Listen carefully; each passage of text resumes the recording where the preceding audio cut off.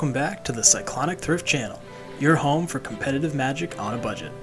As always, please hit that like button and subscribe, and without further ado, let's get thrifty.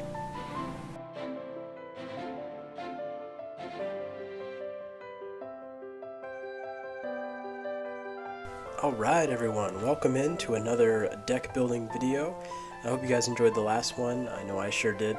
Today we're going to be taking a commander that I've had in the collection for a little bit now. I've always been interested in the Gruul creature-based deck building strategy, but this creature really takes it up to another notch. And I'm talking about Ruric Thar, the Unbowed. So he's 4, a red and a green, legendary creature Ogre Warrior, is a 6/6. He's got Vigilance and Reach, and he attacks each combat if able. And whenever a player casts a non-creature spell, Ruric Thar deals 6 damage to that player.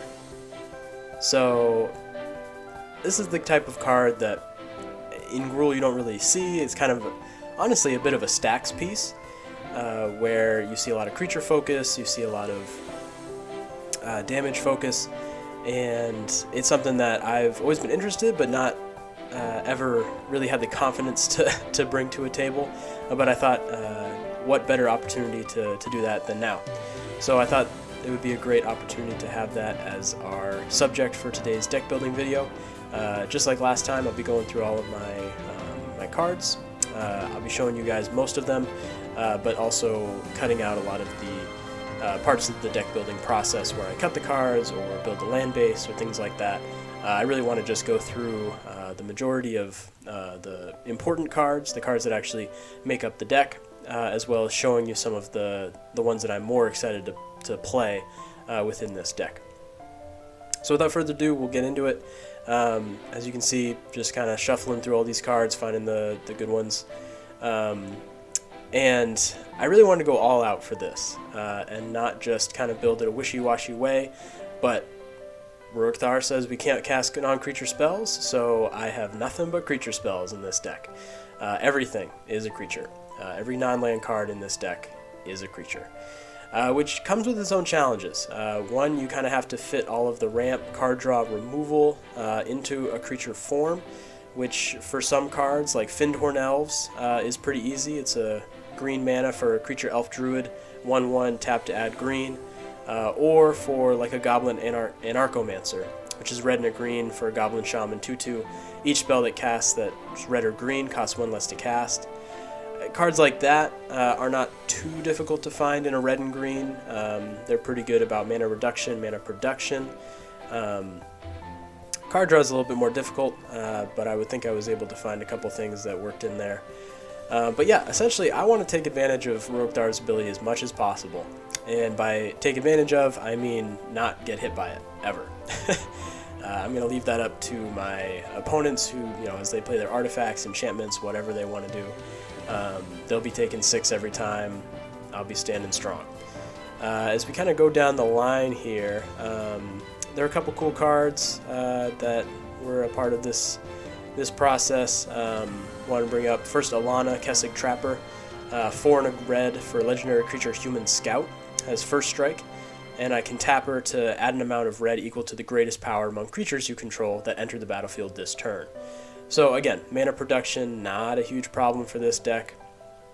I'm going to be playing some big old creatures, so it won't be uncommon for this lady to produce 4, 5, 6 mana that can just really fuel the rest of the turn for me.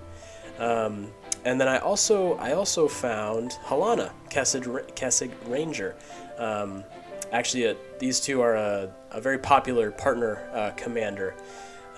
This one is 3 and a green for legendary creature Human Archer. It has Reach. Whenever another creature enters the battlefield under your control, I can pay 2, and when I do, that creature deals damage equal to its power to target creature. So this kind of fits into the removal section of the pie. It's a little difficult with creatures to do much. We'll have some creatures that will take out some enchantments, artifacts, that sort of thing. But in terms of creature removal, the most effective way I was able to find with these cards is to have an ability like Halana here, where I play a big creature, pay 2 mana, and I eat your small creature, basically.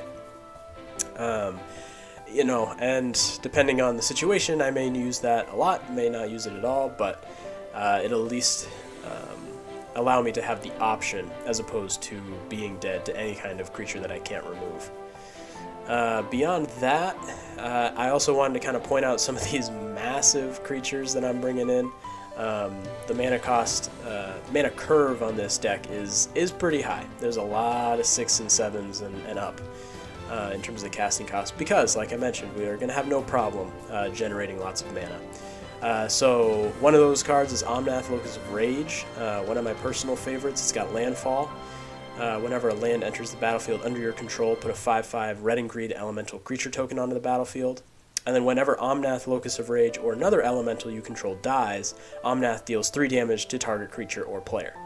So, again, landfall in a red and green deck is going to be awesome. We're going to make a bunch of these 5/5s. They're also creatures, so they wouldn't set off Ruric Thar anyway, but at least it's on theme. And then, yeah, when they die, you know, board wipe happens, something like that, we can start pinging some players down. Or if we want to block with those elementals, have them die, they can also play a role in our target removal strategy for getting rid of creatures.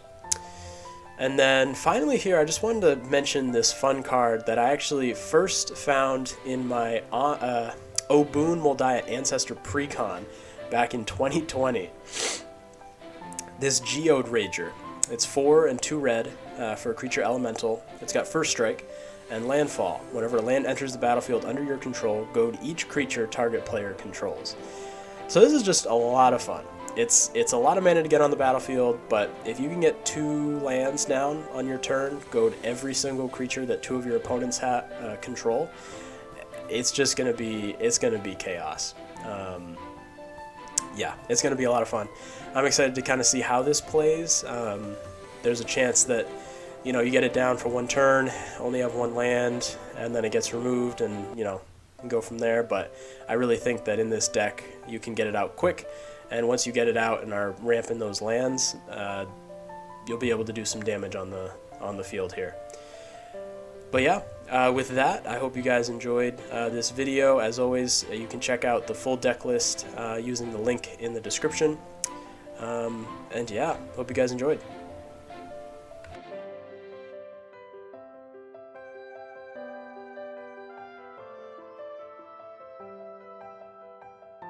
Thanks for watching, everyone. I hope you enjoyed the video and were able to take some inspiration for your own thrifty decks. Comment down below if you think of any cards I missed or could have replaced. This is an educational channel, so additional insight and information is always welcome. In addition, please take a second to like the video and subscribe to the channel. I appreciate you all for sticking around, and until next time, stay thrifty.